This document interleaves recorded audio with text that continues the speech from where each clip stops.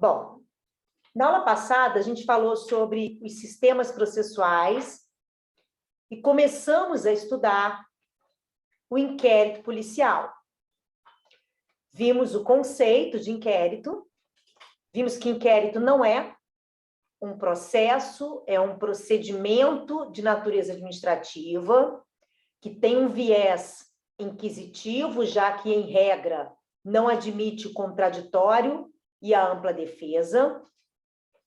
E ele, na verdade, vem para formar peças de acusação, ou melhor, peças de informação, para formar a opinio delicti do detentor da ação penal, que, em regra, é o Ministério Público, que, em regra, a ação penal é de natureza pública. E aí nós vamos agora dar continuidade ao estudo do inquérito, verificando suas características.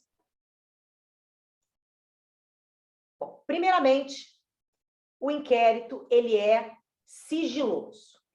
Por que o inquérito tem que ser essencialmente sigiloso? Primeiro, para dar celeridade à investigação. Nós vamos ver que o prazo para encerramento do inquérito é um prazo relativamente curto. Então, o sigilo ele ajuda a movimentar a investigação de forma mais rápida, mais célere. E também para tentar, ao máximo, buscar informações verídicas, sem interferências de terceiros.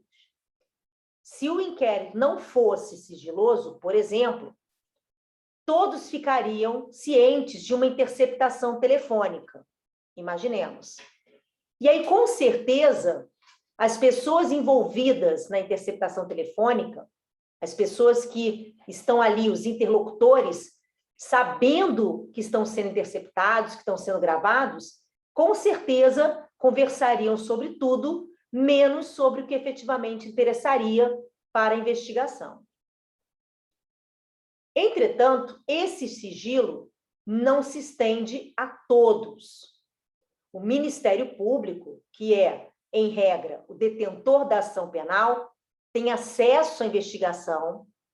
O magistrado também, sempre que for necessária alguma decisão que dependa da autorização de um juiz, terá acesso à investigação. E o próprio advogado com procuração nos autos do inquérito, no que diz respeito às diligências findas. Diligências ainda em curso, diligências ainda em andamento, o advogado, mesmo com procuração, não tem acesso, conforme súmula vinculante do STF. Então, o sigilo é a regra, mas não é absoluto no inquérito policial. Outra característica do inquérito é ser inquisitivo. Em regra, não cabe contraditório e ampla defesa nesta fase pré-processual. Aliás, um parênteses. Essa expressão fase pré-processual sofre algumas críticas. Mas, enfim, este momento investigativo não permite contraditório e ampla defesa, porque, a priori, tudo que for colhido nesta fase vai ser produzido novamente durante a ação penal, durante a instrução probatória. E aí, efetivamente, vai passar pelo crivo do contraditório e da ampla defesa. Com o pacote anticrime, que entrou em vigor no dia 23 de janeiro de 2020, tivemos a inclusão do artigo 14A e alteração no artigo 14 do Código de Processo Penal. Esse artigo 14 e 14A trouxe para o inquérito a possibilidade de começarmos a pensar que é possível, ainda nesse procedimento meramente administrativo, o contraditório e a ampla defesa. O artigo 14 diz que o ofendido ou seu representante legal e o indiciado, que é o acusado, poderão requerer qualquer diligência que será realizada ou não a juízo da autoridade, que é o delegado de polícia, a autoridade policial. Então, o artigo 14 ele está trazendo ali para a gente uma informação importante de que o indiciado pode ter um advogado durante essa fase investigatória e que ele pode, através do seu advogado, requerer diligências, requerer participar de diligências. Isso já é, de alguma forma, ainda que de um jeito bem tímido ainda, um contraditório durante o inquérito. O artigo 14A, que foi efetivamente acrescido ao Código de Processo Penal pelo pacote anticrime, ele vai trazer a obrigatoriedade de uma defesa técnica para certas e determinadas pessoas acusadas, ou melhor, investigadas por crimes fatais que possam ter agido com uma exclusão de licitude. Então, o artigo 14A, ele traz, ainda com mais veemência, a possibilidade de imaginarmos ali, durante o inquérito, ainda a possibilidade de um contraditório. É claro que existem provas na fase do inquérito que são provas irrepetíveis, provas que não serão possíveis de serem repetidas durante o curso da investigação, durante o curso, perdão, da ação penal. Como, por exemplo, um exame de corpo de delito, quando os vestígios desaparecerem, não será mais possível fazer um novo exame de corpo de delito por motivos óbvios.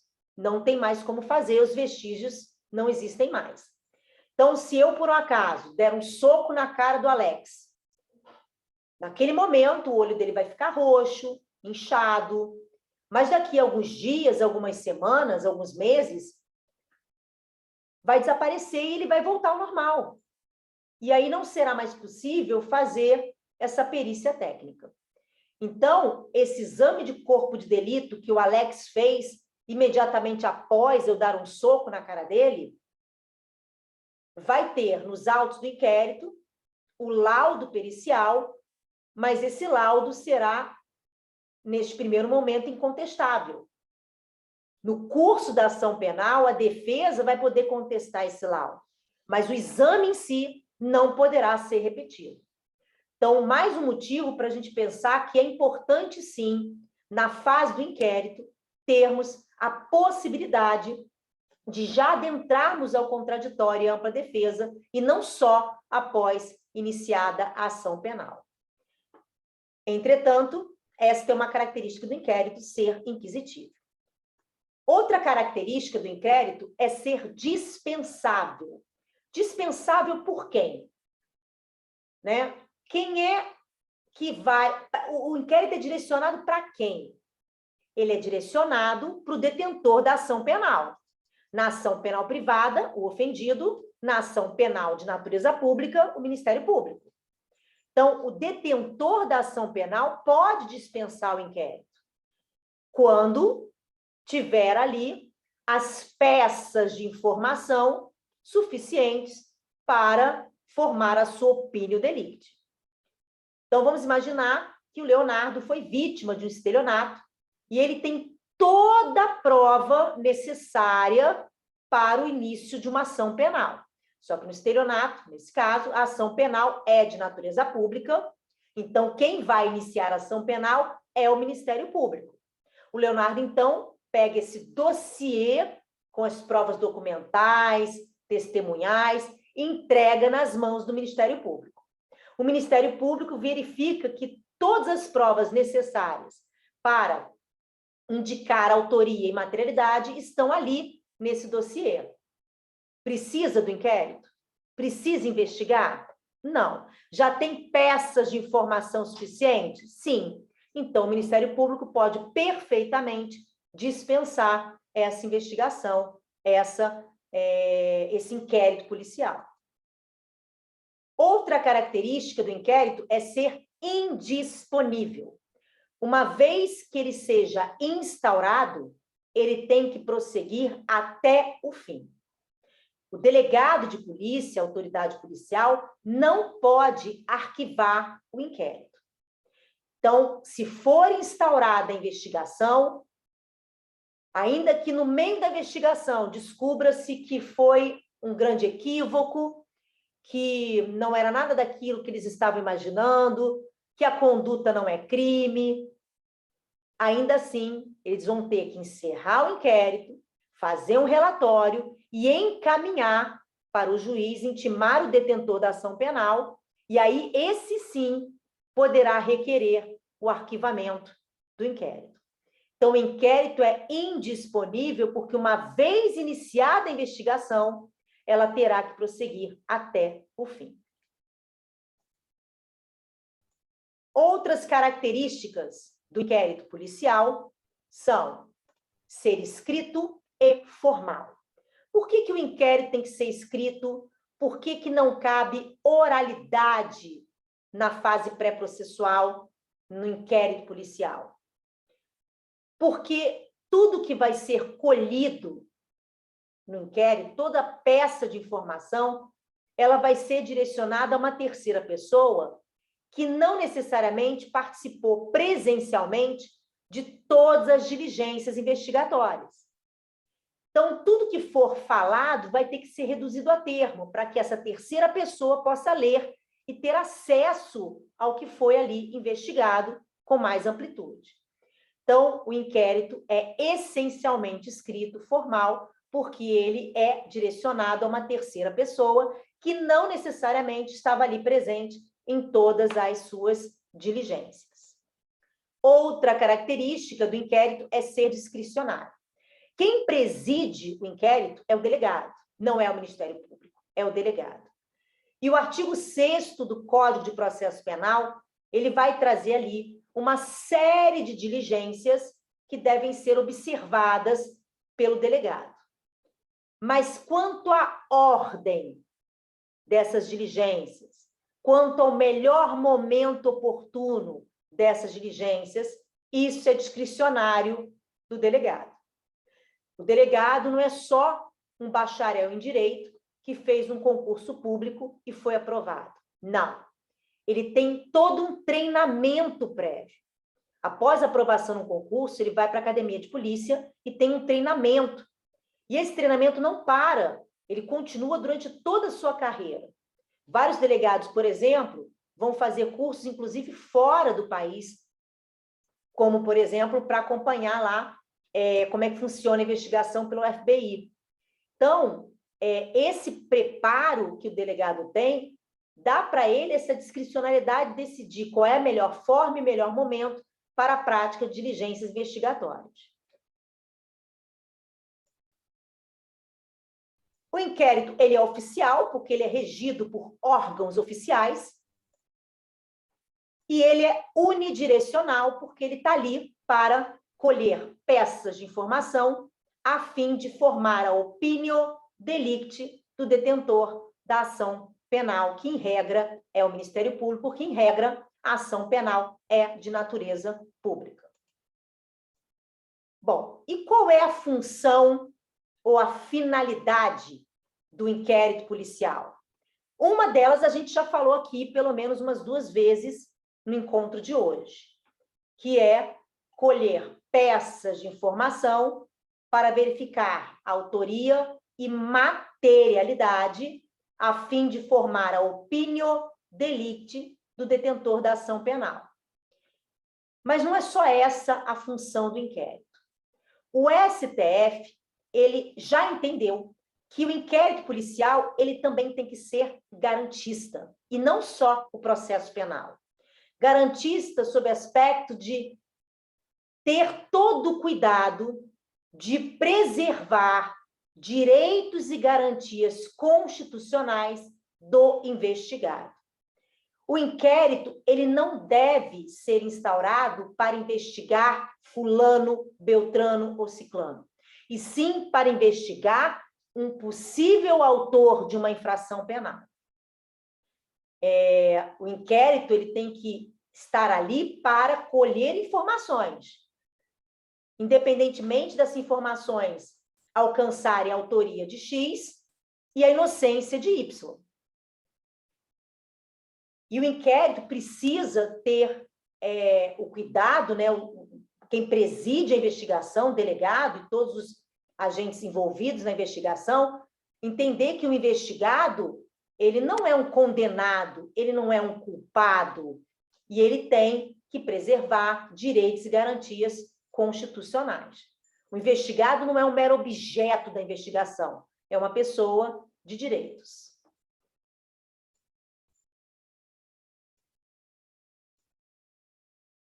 E como é que se inicia o inquérito policial? Como é que se dá início a essa investigação? O artigo 5º do Código de Processo Penal, ele vai trazer para a gente essa informação. E aí ele vai trazer ali que o inquérito pode ser iniciado de ofício, ou seja, sem ninguém requerer. O próprio delegado toma conhecimento de uma possível infração penal e instaura ali o inquérito investigativo. Isso só é possível quando a infração penal é de ação penal pública incondicionada. Não pode instaurar o inquérito de ofício se o crime for de ação penal pública condicionada ou se for de ação penal privada. Para instaurar o inquérito, para investigar um crime de ação penal privada, o delegado vai depender do ofendido requerer. Da mesma forma, para instaurar inquérito, para investigar um crime de ação penal pública condicionada à representação do ofendido, o delegado vai ter que esperar essa representação para poder iniciar a investigação. Se o crime é de ação penal pública condicionada à requisição do ministro da Justiça, o delegado vai ter que aguardar essa requisição para poder instaurar a investigação. De ofício, sem ninguém pedir, só quando o crime é de ação penal pública incondicionada, que é a regra dentro do ordenamento jurídico brasileiro. 90% dos crimes são de ação penal pública e desses 90%, 70% são de ação penal pública incondicionada. Como você sabe se o inquérito foi instaurado de ofício? O inquérito, quando ele é instaurado de ofício, ele é feito através de uma portaria do delegado. Então, se você pegar os autos de um inquérito, abrir, e uma das primeiras folhas for uma portaria do delegado, você já sabe que aquele inquérito foi instaurado de ofício. Também autoriza a lei que o inquérito possa ser instaurado mediante requisição de um juiz ou de um membro do Ministério Público. Essa expressão, essa palavra requisitar, no que diz respeito a juízes e promotores, aí no inciso 2 do artigo 5º do CPP, nos induz a entender como sendo uma ordem.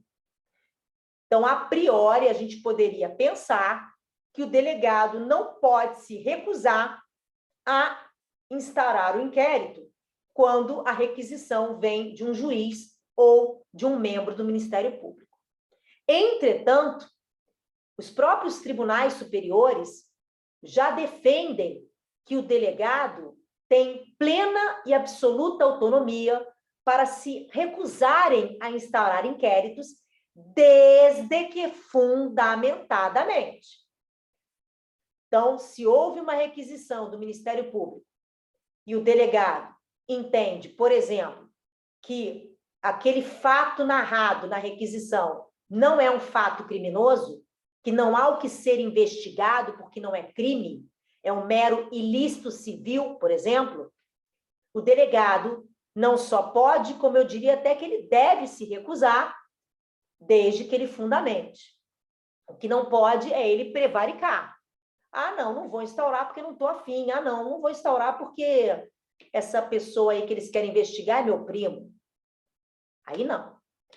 Mas se tiver um fundamento técnico-jurídico, ele pode, e eu diria até deve se recusar, e fundamentando a sua recusa, não terá problema nenhum. Bom, parágrafo 3º do artigo 5º. O parágrafo 3º, ele trata de um procedimento chamado VPI, que vem da expressão verificar a procedência da informação. Então, o parágrafo 3º, ele vai tratar desta VPI. E o que é uma VPI? A VPI nada mais é do que uma investigação prévia antes de instaurar o inquérito. Uma vez instaurado o inquérito, e nós acabamos de falar sobre isso, o delegado não pode mais desistir. Tem que prosseguir na investigação até o fim, tendo em vista que ele não tem atribuição para arquivar o inquérito.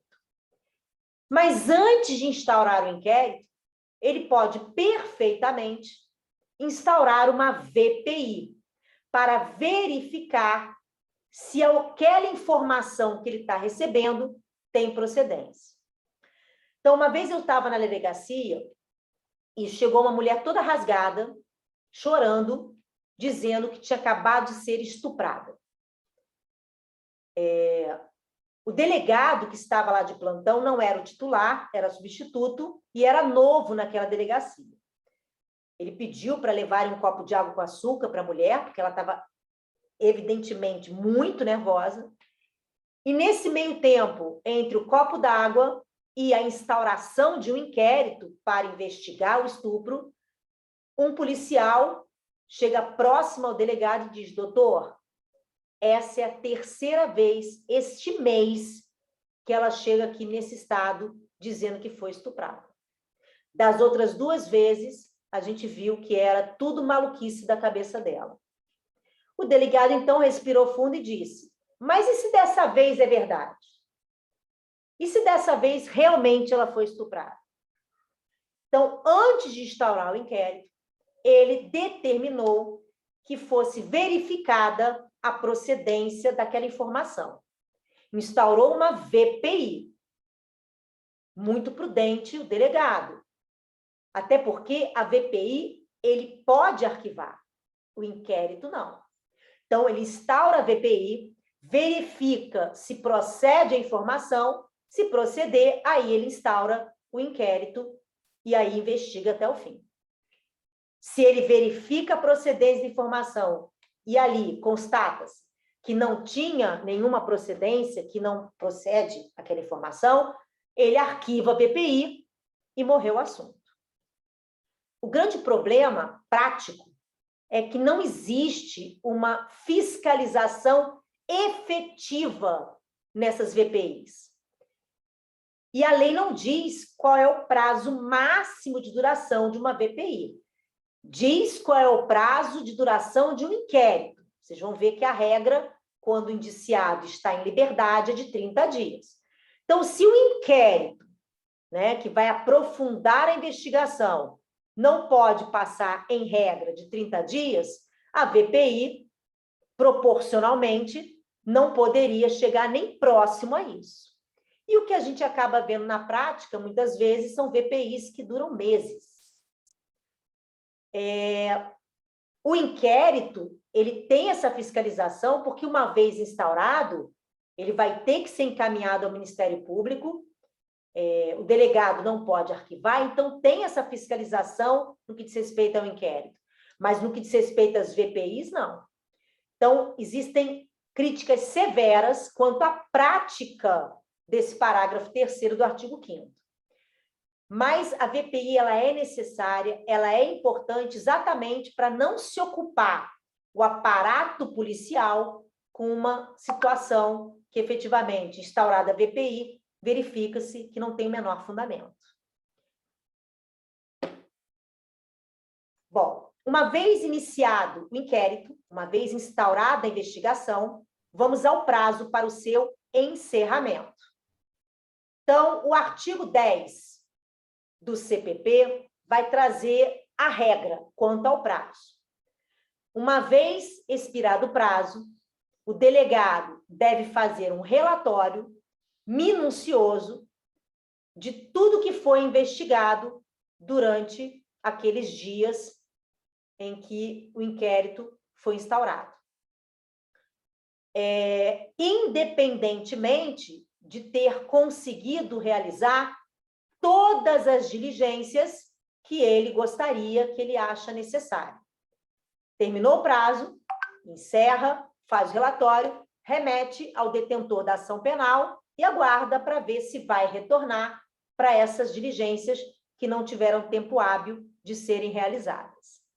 E aí, quanto ao prazo, nós temos como regra o prazo de 10 dias, se o indiciado estiver preso, e 30 dias, se o indiciado estiver em liberdade, podendo haver prorrogação deste prazo sempre que for fundamentado, necessário e requerido. Esta é a regra, mas nós temos 5 exceções no ordenamento jurídico processual penal brasileiro. A primeira exceção diz respeito à Polícia Federal. Os inquéritos que correm na Polícia Federal, da competência da Justiça Federal, eles terão 15 dias para serem encerrados quando o indiciado estiver preso. E aí vale a regra quando estiver solto, 30 dias, porque a lei só fala do prazo para indiciado preso. Esse prazo de 15 dias pode ser prorrogado por mais 15 dias, desde que seja pedido e fundamentado pela autoridade policial ao juiz a quem competir o conhecimento do processo.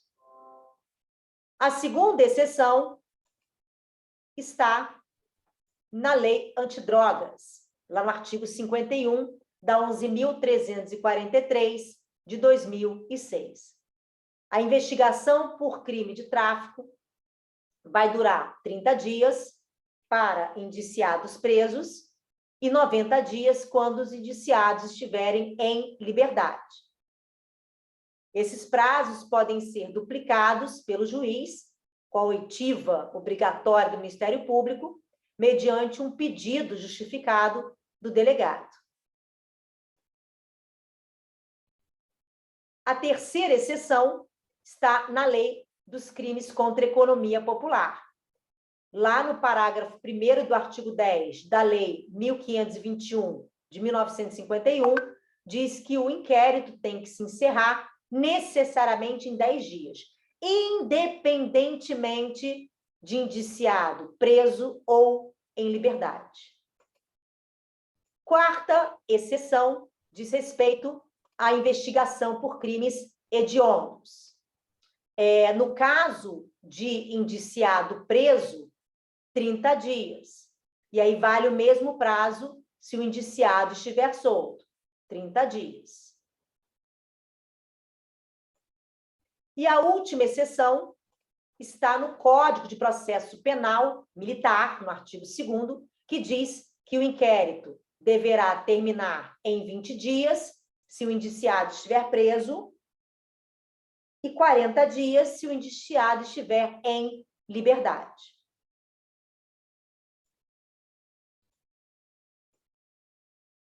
Bom, em relação ao arquivamento, nós vimos que o delegado não pode arquivar autos de inquérito. Então, quem é que pode arquivar? Vamos lá. Quando o delegado encerra a investigação, faz o relatório ao qual se refere o artigo 10, parágrafo 1º do CPP, e encaminha os autos do inquérito para o juiz, que, se a ação penal for de natureza pública, determinará a intimação do Ministério Público. Se for de ação penal privada, aguardará o ofendido se manifestar. E aí, o Ministério Público, no caso da ação penal de natureza pública, ele tem um prazo para oferecer a denúncia, pedir novas diligências ou requerer o arquivamento dos autos do inquérito, daquelas peças de informação. Se dentro desse prazo ele tiver ali já indícios de autoria e comprovação da existência do crime, ou seja, materialidade, ele oferece a denúncia, dando início à ação penal.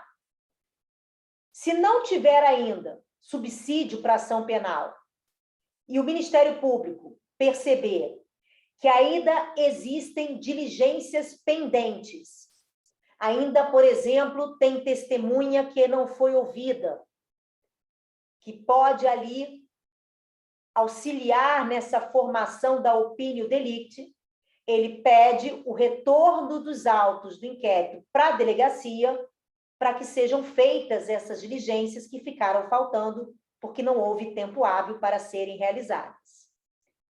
Mas se o Ministério Público percebe que não há nada para corroborar com a ação penal e também não tem outra diligência que possa formar a sua opinio delicti, ele vai para o arquivamento. E aí, vamos entender o que aconteceu no dia 23 de janeiro de 2020.